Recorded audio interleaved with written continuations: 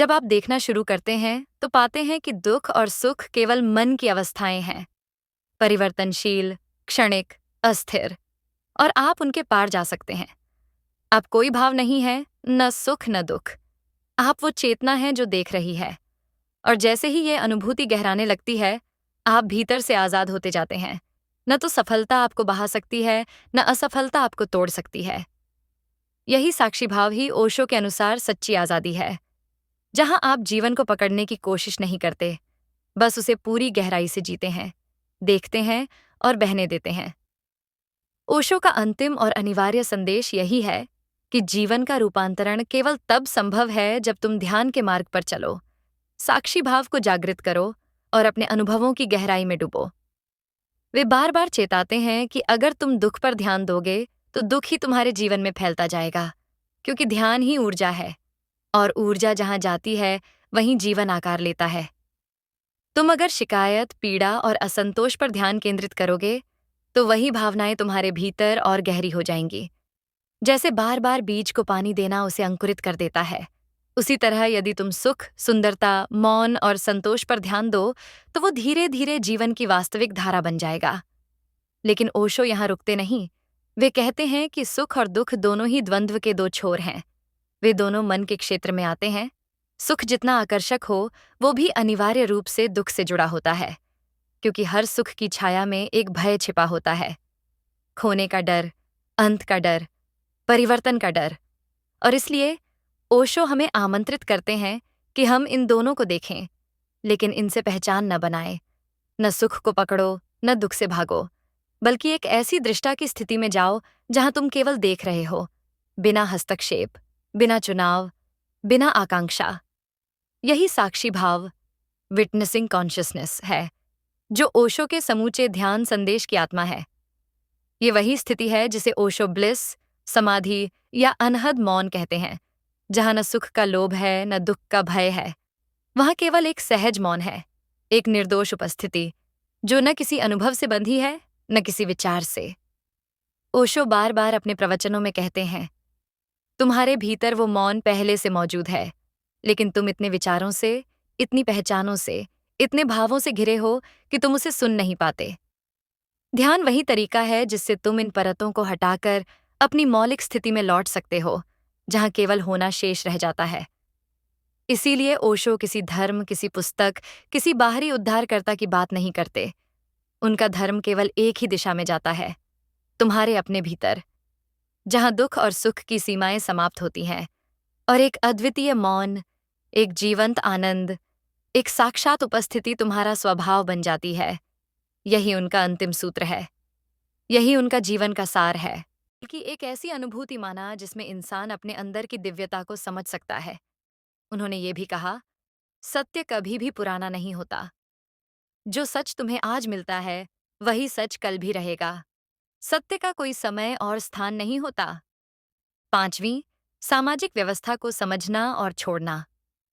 ओशो का एक विचार ये था कि सामाजिक व्यवस्था और कानून इंसान के असली स्वभाव को दबाकर रखते हैं। इंसान का असली रूप तभी समझ में आता है जब वो इन बंधनों से मुक्त होता है। उन्होंने कहा, अगर तुम सामाजिक व्यवस्था के अनुरूप अपने आप को बनाओगे तो तुम अपने असली रूप को कभी नहीं जान पाओगे। तुम सिर्फ एक रूप धारण करोगे जो दूसरों ने तुम्हें दिया होगा। उन्होंने इंसान को यह समझाया कि अपने अंदर की आज़ादी को समझो और उसे अपनी जीवन की सच्चाई को देखने का एक तरीका बनाओ। सामाजिक ताकत और दिखावे के बजाय इंसान को अपने आप के साथ सच्चाई से जुड़ना जरूरी था। 6, जीवन और मृत्यु के बीच का अंतर। ओशो के लिए जीवन और मृत्यु के बीच कोई फर्क नहीं था।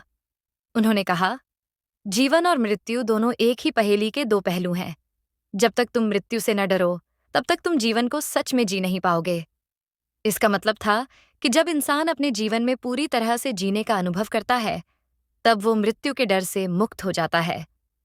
ये एक ऐसी स्थिति थी जहां से इंसान अपनी आत्मिक सच्चाई को देख सकता था। ओशो के जीवन का अंत एक ऐसी विशिष्ट अनुभूति का परिणाम था, जो न केवल उनके व्यक्तिगत अनुभवों का समापन था, बल्कि पूरी मानवता के लिए एक गहरा संदेश था। ओशो ने अपने जीवन को न केवल एक साधारण यात्रा के रूप में देखा, बल्कि इसे एक अंतहीन मार्ग के रूप में माना, जिसमें हर कदम, हर मोड़ पर कुछ नया सीखा जाता था।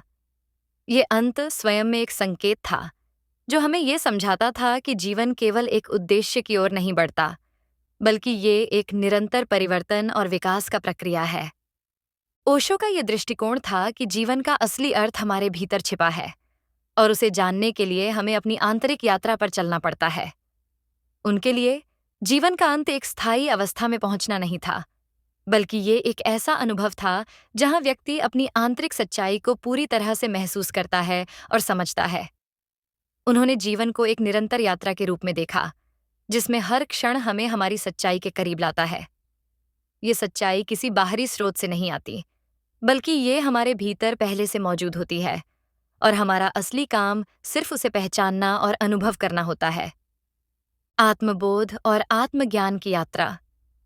ओशो का मानना था कि मनुष्य अपने जीवन के अंत तक कई आंतरिक द्वारों से गुजरता है और ये हर द्वार एक नई समझ, एक नया अनुभव और एक नई चेतना का खुलासा करता है।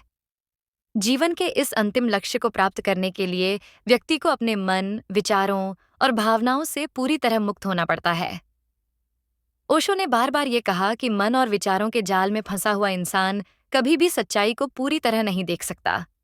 ये केवल उन लोगों के लिए संभव है जो अपने भीतर के बंधनों से उबरकर एक शुद्ध और निर्विकल्प अवस्था में पहुंच जाते हैं। ओशो ने अपने जीवन को अपनी चेतना की यात्रा के रूप में प्रस्तुत किया, जिसमें उन्होंने कभी भी किसी सामाजिक या धार्मिक बंधन को अपने मार्ग में नहीं आने दिया।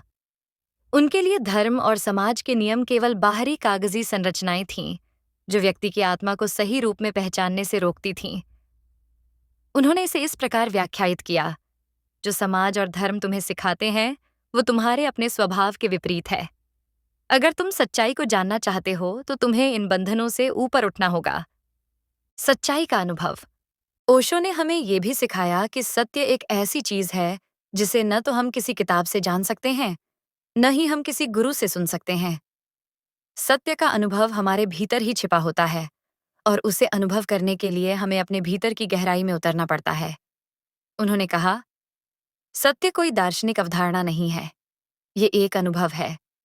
ये कोई बात नहीं है जिसे तुम समझ सको, ये कुछ ऐसा है जिसे तुम्हें जीना है। ओशो ने बार बार ये समझाया कि सत्य एक ऐसी स्थिति है जो हर इंसान के भीतर मौजूद है। ये कोई अलग से खोजने वाली चीज नहीं है, बल्कि वो हमारे भीतर पहले से ही मौजूद है, बस उसे देख पाने की नजर चाहिए। यह अनुभव एक गहरी जागरूकता से उत्पन्न होता है, जिसमें हम अपने मन की चुप्पी को सुनते हैं, अपनी भावनाओं की गहराई में उतरते हैं और बिना किसी विक्षेप के सिर्फ हमें और हमारे अस्तित्व को महसूस करते हैं। ओशो ने इसे ध्यान और साधना के माध्यम से प्राप्त किया। ध्यान उनके लिए सिर्फ एक मानसिक अभ्यास नहीं था, बल्कि ये आत्मज्ञान की प्राप्ति का एक साधन था। उन्होंने कहा, ध्यान तुम्हारे मन को शांत करता है और जब तुम्हारा मन शांत होता है, तब तुम्हारे अंदर की सच्चाई की आवाज सुनाई देती है। ध्यान और आत्म जागरूकता। ओशो का मानना था कि हर इंसान में एक अदृश्य शक्ति और क्षमता है, जो उसे जीवन के गहरे अर्थ को समझने में मदद कर सकती है।